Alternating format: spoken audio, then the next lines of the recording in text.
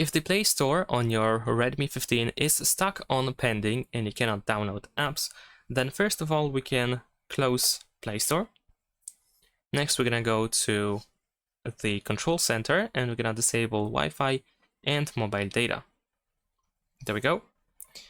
Now let's open settings, scroll all the way down and open additional settings, choose date and time, and you want to make sure that time and time zone is set to automatic. So you want to make sure that these two options are enabled.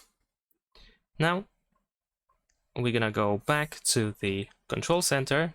We're gonna turn back on Wi-Fi and mobile data, and then we can go back to the Play Store in order to download the app that was stuck on pending. If that didn't help, you can also restart your phone.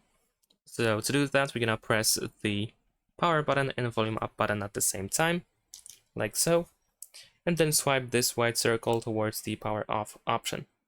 And that's it. Thanks for watching, leave a like and subscribe.